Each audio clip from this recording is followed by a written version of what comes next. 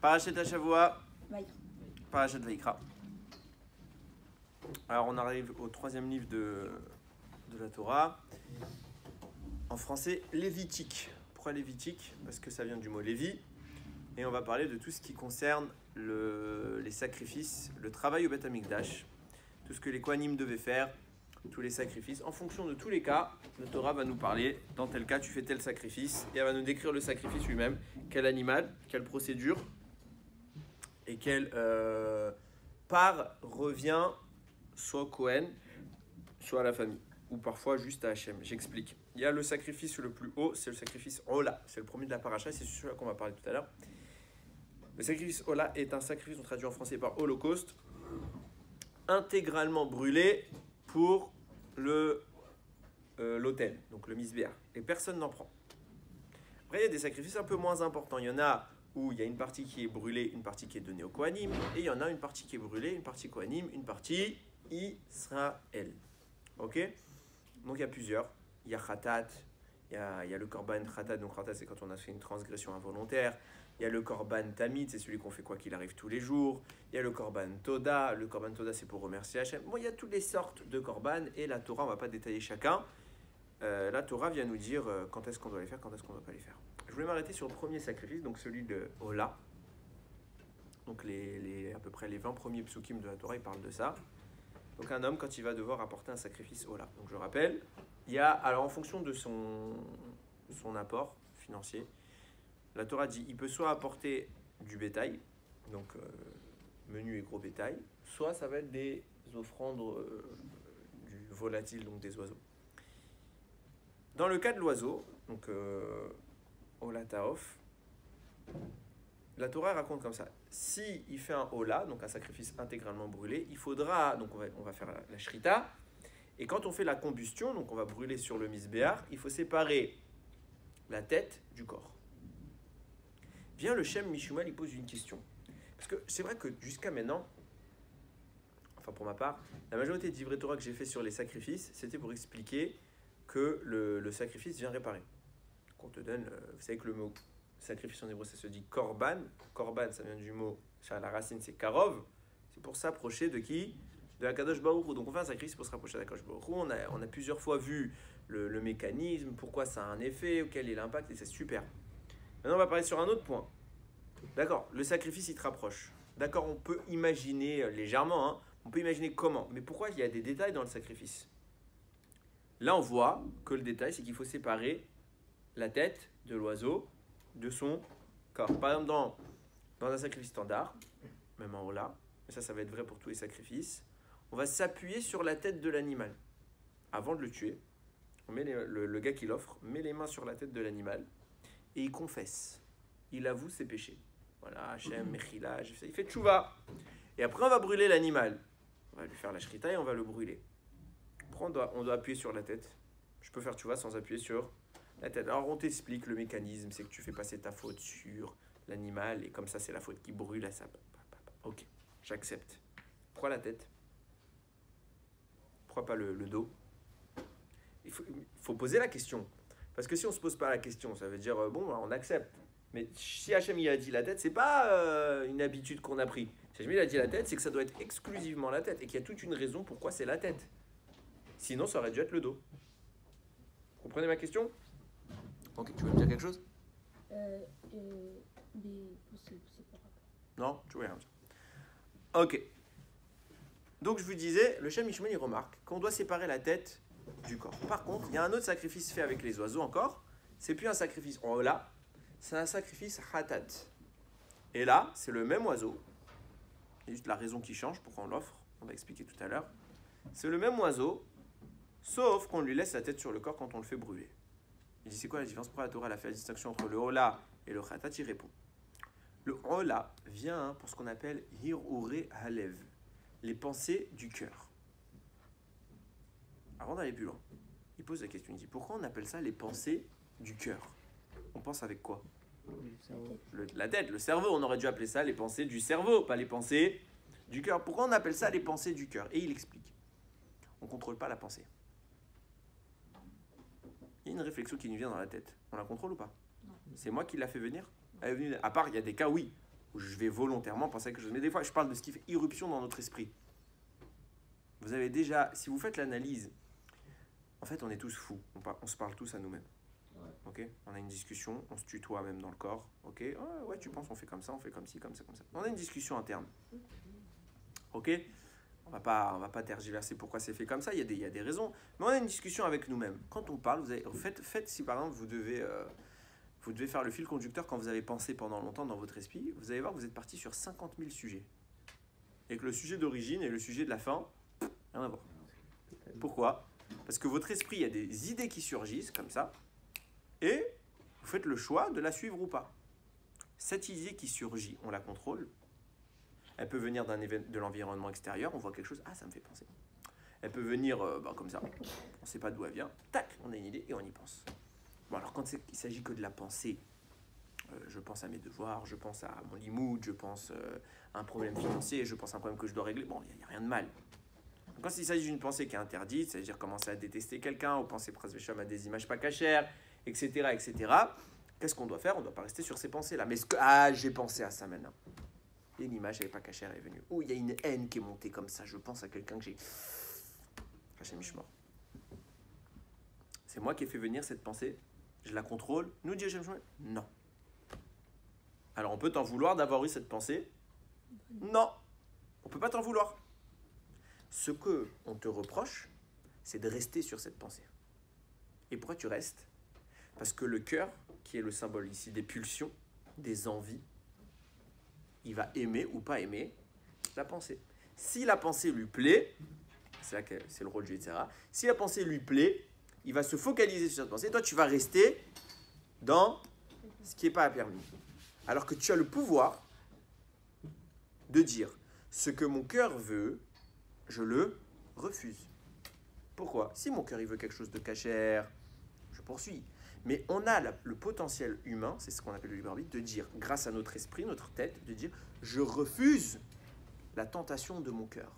Et si on est resté dans cette tentation, donc dans ce qu'on appellera une pensée pas cachère, ça veut dire qu'au final, c'est mon cerveau qui a décidé ou c'est mon cœur qui a gagné? C'est mon cœur. Parce que mon cœur voulait suivre une pulsion pas cachère, je l'ai accepté. C'est mon cerveau qui a validé. Mais l'origine, elle vient d'où? Le cerveau a initié. Mais qui a écouté qui? Le cerveau écoutera le cœur. Quand le cœur il a dit je veux rester sur une pensée pas cachère et qu'on est resté sur cette pensée pas cachère, on appelle ça une pensée qui provient du cœur. Parce que la pensée initiale, je t'écoute dans une seconde, la pensée initiale, on ne la maîtrise pas et Hachem ne nous en veut pas. Nous dit la Torah, quand quelqu'un a fait le choix avec son cerveau de rester et d'écouter son cœur, de rester sur cette image qui ne devait pas, ou cette pensée qui était mauvaise, on appelle ça ir-ouré à lève, les pensées du cœur, parce que c'est lui le patron et c'est pas toi. Et à ce moment-là, tu devras apporter un sacrifice. Pourquoi? Parce que là, tu deviens fautif. Quand elle est apparue, l'idée, tu n'es pas fautif. Personne t'en veut. Zéro sacrifice. Quand elle s'est maintenue, c'est de ta faute. Comprends? Il y avait David d'abord. Donc, imaginons notre cœur, il a une pensée pas cachère. C'est pas le cœur, la tête. Et le cœur va vous demander à la garder. D'accord. Donc, imaginons, on la garde toute la journée, mais on fait pas une faute. Très bien. Genre, on va pas voir une J'entends. fille, la toucher, tout ça. J'entends. On distingue entre... Il est clair qu'on distingue entre une intention, dans toujours, une intention et une avéra concrète. Je donne un exemple. J'ai envie de frapper quelqu'un. Je dirais pas qui. J'ai envie de frapper quelqu'un. Je ne l'ai pas fait. Je fais une avéra. Non. Je n'ai frappé personne. Je n'ai pas fait d'avéra. J'ai envie de faire une avéra. Et on m'empêche de faire l'Avera. Il y a eu un facteur j'ai pas pu. Par exemple, je comptais voler de l'argent à quelqu'un. Je m'apprête à prendre l'argent, manque de peau, je vois le flic à côté. On peut m'inculper? Non. Non, c'est une pensée d'Avera n'est pas une Avera. Sauf dans une pensée pas cachère. Parce qu'il y a une Avera de pensée pas cachère. De penser mal. Il y a une Avera de penser mal. Alors, attention. Si quelqu'un t'énerve, t'es énervé. Ok. Pensez à une vision pas cachère. Ça, c'est déjà assourd. Ça, c'est déjà assourd. Si je te lis, je vous avais lu une fois, la Gemara, je crois que c'était Nida. qui racontait que celui qui se laisse aller à ses pensées, qui ilou mevi maboul laolam. C'est comme s'il avait fait venir le maboul dans le monde, le déluge. Ok, bon, on va pas rentrer, c'est pas le sujet du jour. Ok, c'est surtout pas des sujets que je fais devant la caméra généralement. Donc, bon, il y a un interdit de mal penser. Oui, Ariel. Ça veut dire que pour toutes les avérotes qu'on fait, et ben ça veut dire qu'on a un corban. Ouais. Chaque avérote. Sauf, alors il y a un problème avec le cas d'une avéra volontaire. Bon, on va pas rentrer dans ça. Général. En général, ouais. C'est ça qui était magnifique à l'époque du Beth Amikdash. Quelqu'un il a fait une avéra. Il regrette, il offre un sacrifice, il est pardonné. Mais un sacrifice, c'est quoi? C'est un animal. On va y venir. On va y venir. On va voir sur les détails. Si tu fais 20 000 avérotes, tu peux pas avoir. Non, on va y venir. Mais attends, tu vas comprendre. Tu vas comprendre ça vraiment à la fin. Ok, Blinéder. Je reviens sur ça. Oui, dernière question, après on avance. Quand vous dites avoir une pensée pas à partir du moment où on a une pensée pas cachère, c'est assourd. Parce que c'est une pensée que pas cachère, donc c'est assourd. Mais quand par exemple on a vu quelque chose d'assourd dans la rue, on se promène, on voit quelque chose de pas cachère, et 2 secondes après, t'as le cerveau, il envoie une idée comme marrant. ça. C'est marrant, hein. Et Dès qu'on arrive à la pensée pas cachère, il y a plein de questions. Vous avez remarqué? Écoutez, et on dit non, je veux pas penser à ça, je veux enlever cette pensée. Très bien, je Mais t'explique. si on y a pensé, Alors je t'explique. C'est la différence entre voir et regarder. Voir, j'y peux rien, c'est passé devant moi. Et une fille, elle passe. Elle est mal habillée. Elle est passée. J'ai vu. Je vais pas dire, ah, j'ai pas vu. Je vais pas revenir en arrière et me prévenir mon moi et me dire, tourne ta tête, il y a une fille qui arrive. Non, ça, tu peux pas. Ça, c'est voir. On t'en veut pas. C'est vrai que c'est pas top. Si tu peux éviter de voir, tu évites de voir. Mais c'est passé maintenant. Je peux pas. Regarder, c'est-à-dire qu'une fois que j'ai vu, je reste dessus. Je suis la fille du regard. Ça, chez Mishma. Très, très grave. Par contre, elle est passée, j'ai eu au contraire. Exactement, c'est mes fourrages que je dis, sauf que là, toi, tu dis d'où elle est venue la pensée. Moi, j'ai dit si elle a surgi. Si la pensée est venue d'un facteur extérieur, ce que je disais tout à l'heure. J'ai vu une image. Donc, mon cerveau, il y pense. Ça, on m'en veut pas. Mon cœur me dira tout de suite, vas-y, continue sur ce délire. 2 choix. Soit j'explique à mon cœur par ma tête, j'aime Hachem plus que la fille, donc shalom. Ou soit je dis, ouais, t'as raison. Et je reste sur la. Donc au lieu que ce soit ma tête qui domine, c'est mon cœur qui a dominé. Hachem Mishmor, ça marche pas. Ok? Bon, je dis ça parce que vous êtes que des garçons, mais c'est pareil pour une fille. Ok? Donc je reprends. Donc vous êtes bien d'accord avec moi. Pourquoi on appelle ça une pensée du cœur? Parce que c'est le cœur qui a insufflé l'envie de se focaliser dessus. Et ça, c'est lui, c'est pas moi. Moi, j'aurais dû dire non. Et là, on m'en veut. Exclusivement là, je dois offrir un sacrifice. Parce que là, j'aurais pu le battre et je ne l'ai pas battu. Nous dit la Torah. Quand tu vas offrir le korban, l'animal, considère, nous dit le Ramban, considère que c'est toi. Et on va voir pourquoi c'est toi. Dans 2 secondes, Blinéder. Mais, qu'est-ce que tu dois faire? Puisque ton cerveau doit dominer sur ton cœur et que tu n'as pas fait ça, tu n'as pas mis cette frontière entre l'impulsion qui vient du cœur, donc les désirs, les primaires, etc., tu les as pas stoppés en mettant une barrière, en disant c'est la tête qui dirige et pas le cœur, c'est par la tête du reste du corps, dans l'animal. Quand il s'agira d'une pensée, d'un sacrifice venu réparer une pensée, puisque la pensée le cerveau aurait dû dominer et que tu n'as pas fait dominer, on les sépare. Pour te dire, mets de la distance avec ton cœur, c'est pas lui le chef. Par contre, quand c'était un korban khatat, c'est tout l'inverse. On laisse la tête. Pourquoi on laisse la tête? Parce que le korban khatat, contrairement au korban ola, c'est pour les mauvaises pensées. Korban khatat vient réparer une faute involontaire. Je me réveille. Shabbat. J'ai oublié que c'était Shabbat. Je veux pas, je suis un bon juif, je suis chômeur Shabbat. Mais je crois qu'on est lundi. J'allume la lumière. Je veux allumer la lumière. On est clair. Mais je veux pas faire une avéra. Parce que pour moi, elle est permise. Cet allumage est permis. Ouais. Donc je fais une action volontaire, mais je fais pas une avéra volontaire. Ok? Ça, c'est ce qu'on appelle shogeg. À distinguer de mézik, où tout est volontaire. Je sais que c'est Shabbat, je veux allumer. Là, je sais pas que c'est Shabbat, ou je sais pas que c'est interdit. Et j'allume. Je veux pas Hachem, Mechila, je voulais pas faire une erreur. Hachem, il dit ok, t'es pas coupable de mort, t'as pas transgressé Shabbat, t'as transgressé partiellement. Partiellement, tu fais un korban khatat.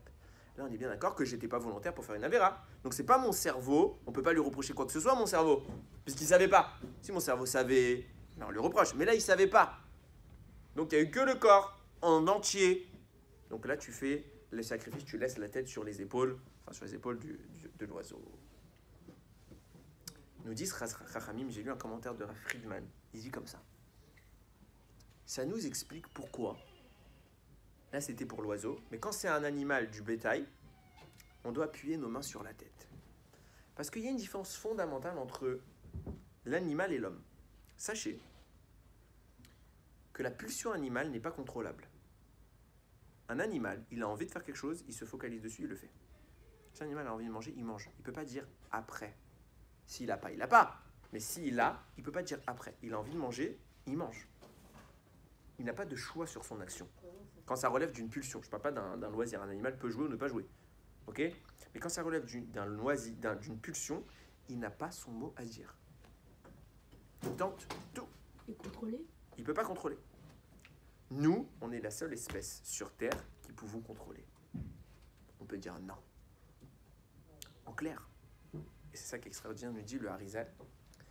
Si un jour, ton cœur te dit de faire quelque chose et que tu l'écoutes quand c'est mal, c'est-à-dire que tu t'es pas contrôlé, tu es quoi? Tu es comme un animal. Pourquoi on sacrifie un animal? Parce que tu es lui. Tu es lui. La première chose qu'on veut te rappeler, tu es lui, tu n'es qu'un animal. Qu'est-ce qui distingue l'homme de l'animal? Le choix.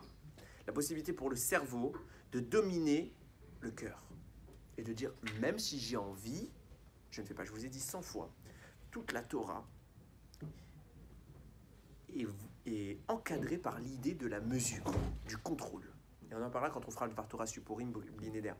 Toute la Torah, c'est encadré par le contrôle. Le fait de dire oui ou non. On a le droit de manger? On a le droit de manger. Pas tout. Mais j'ai envie de manger du porc? Non.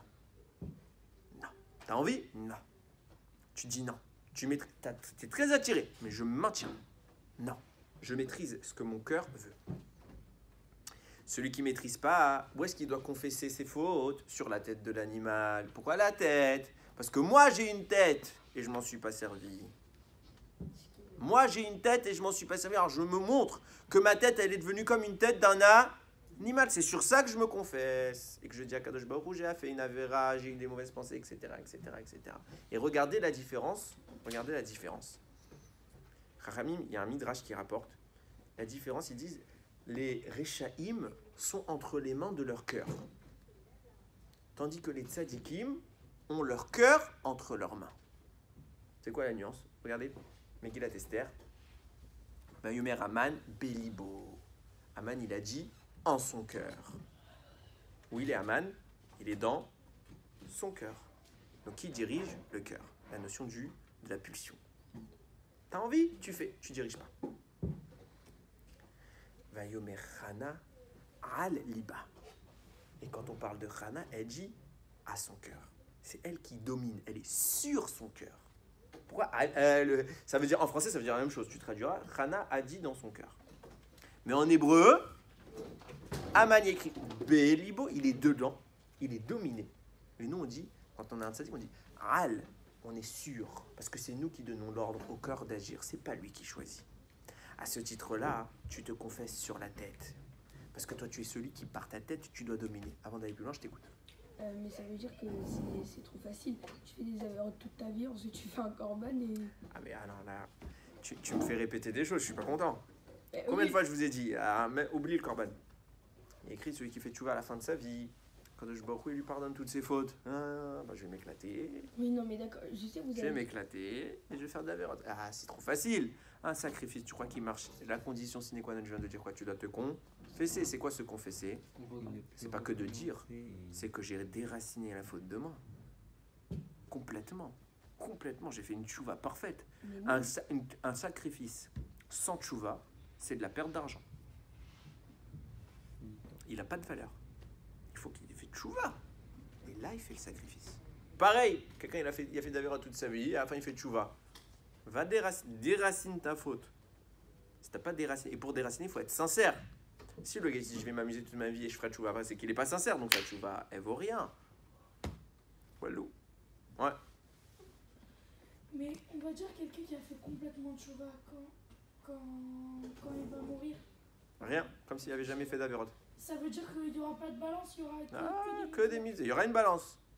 Et à chaque fois qu'il y avait une Avera, il y a 2 niveaux de tchouva. Bon, c'est pas le sujet, hein. Mais il y a 2 niveaux de tchouva. Tchouva par crainte, tchouva par amour. Si tu fais tchouva par crainte, ta faute elle disparaît. Tu fais tchouva par amour, ta faute devient une mitzvah. Pourquoi? Parce que comme tu as fait tchouva, il y a une mitzvah de faire tchouva. Tchouva, ça veut dire revenir. Donc moi, je suis là. J'ai fait une Avera, je suis là maintenant. Grâce à la tchouva, je reviens là. Mais il y a écrit quoi maintenant? Non, je suis pas là. Je suis toujours là.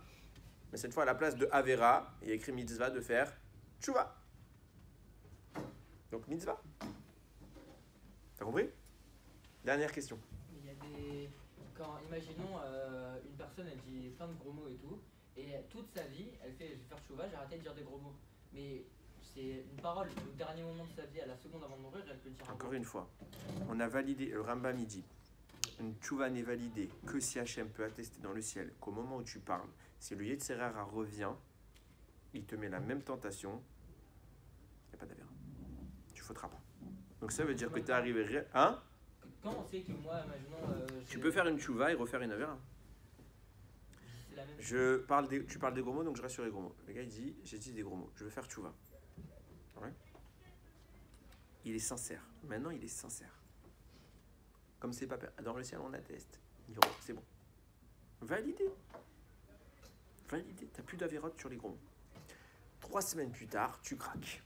Première Avera, première fois de ta vie que t'as dit un gros mot. Parce que jusqu'à maintenant, t'as fait tchouva. T'as baissé. Donc comme t'as baissé, ta tchouva, on la reprend. T'as rechuté, t'es retombé.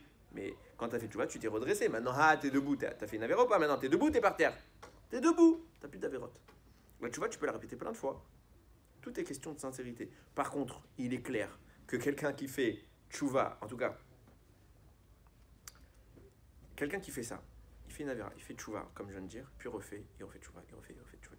Ça témoigne en rétroactif que la première fois, dès le début, déjà, c'était pas dans le ciel, on l'avait pas pardonné. Pourquoi? Parce qu'il n'était pas sincère. Quelqu'un qui a vraiment fait une tchouva sincère, qu'au point qu'on est dans le ciel, on peut témoigner que maintenant, si le Yetzer Hara vient, il n'a plus d'Avera, il ne faudra pas. Techniquement, le mec, il est baril, il est costaud, il ne refera pas. Vraiment. Mais si on voit qu'il refait, ça veut dire que dès le début, dans le ciel, ils ont bien vu que tu ne tiendrais pas la route. Mais comment on sait que ça est dans le ciel, ils ont attesté que moi j'ai... Toi, tu sais. Toi, tu sais. Tu peux pas savoir. C'est-à-dire que nous, on peut pas savoir pour toi. Toi, tu sais, déjà, il y a 2 signes qui le témoignent. Parce qu'en effet, tu fais que de refaire ta Avera. Et tu sais si tu es sincère ou pas quand tu parles. Sincérité, ça dure pas 15 minutes. Hein. Moi, je dis comme ça aux élèves. J'aime pas, des fois, on fait les cours comme ça. On fait un beau shiur. Et on fait après Kabbalat à Mitzvot. Kabbalat à Mitzvot, et j'ai fait un cours de Torah. Et après, je fais, maintenant que je vous ai expliqué, qu'est-ce que tu prends sur toi? Et là, tu es dans le feu de l'action. Tu es Rav. Je suis chômeur Neguia. Ça y est, j'arrête. Rav, je vous promets 3 heures de limoud par jour. Birkat Amazon, toute ma vie. Combien de temps tu tiens? 1 jour. Bah, c'est normal, tu es dans le feu de l'action. Ça s'appelle pas faire tchouva. Avant de prendre une décision, déjà, c'est grave parce que tu fais un éder. Faut pas prendre ce genre. J'aime pas du tout ce genre de truc. Un éder, c'est un vœu. Si tu fais un vœu, tu as l'obligation de le faire. Mais mieux que ça, prends la décision. Après, fais ton cours, calme-toi, réfléchis, adhère, et après tu prends ta décision. Ok, bon, il reste plus beaucoup de temps, donc je voudrais quand même finir le Dvar Torah. En bref, regardez comment c'est fort. Qu'on a expliqué pourquoi on doit appuyer sur la tête de l'animal, etc. Ramim nous disent, c'est quoi la tête, c'est quoi le cœur? On a bien compris que le cœur, c'est les pulsions de la tentation, donc c'est les forces du mal, symbolisées par le cœur. Donc c'est le Yetzer Hara. La tête, c'est quoi? C'est le Yetzer Hara Tov qui vient de dire non. De façon plus profonde, on a 3 parties dans la Neshama. Le Nefesh, le Ruach et la Neshama. Il y a 2 autres parties, mais ce n'est pas notre propos. Nefesh, Ruach, Neshama, Chachamim, ils nous disent, la Neshama, c'est quoi? C'est la partie exclusivement divine que Dieu t'a donnée. Le Nefesh, c'est quoi? C'est la partie purement matérielle. Donc ils sont complètement opposés. Et la transition entre les deux, c'est qui? C'est le Ruach. Où est posé le Nefesh? Ils nous disent dans le foie. Parce que le foie, c'est ce qui chauffe le cœur. Le corps, pardon. Où est posé le Ruach? Dans le cœur. Où est posé la Neshama? Dans la tête. Donc on voit que quoi? La tête, c'est le côté qui est capable de donner le libre arbitre, qui est capable de donner l'impulsion rouhani, spirituelle. Le reste du corps, tout en dessous, c'est quoi? C'est ce qui attire vers le matériel. Donc on a une opposition entre rouhani et gashmi, entre matériel et spirituel. Écoutez, une fois, j'ai entendu ce chidouche de Rav Senior. C'est très joli, on va adapter ce chidouche à notre propos. Il y a écrit dans la paracha, justement concernant le Hola, que le Kohen doit venir et apporter du feu pour brûler le Korban.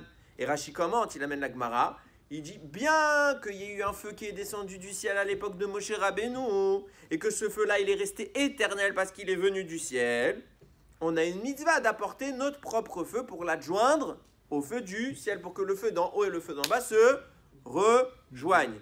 Très bien. Rachami me pose une question. Ah, attends, viens, on réfléchit. Comment il est fait le misbéar? Le misbéar, c'est du bois. On a mis une couche fine de cuivre par-dessus, et on fait brûler toute la journée. Non-stop, des milliers de sacrifices. Alors quand c'est Pessar, on n'en parle même pas. Des tonnes et des tonnes. Avec le temps, combien de temps il tient le cuivre qui le protège là? Il ne tient pas longtemps. C'est un grand feu. Au moment, ça va fondre. Et le bois en dessous, qu'est-ce qui va se passer? Il devrait brûler. Donc le bisbéar, il tient combien de jours? Allez, 2 heures. Comment ça se fait qu'il n'a jamais brûlé? Qu'il n'y a jamais eu même de traces de brûlure? Rien, il est comme si neuf.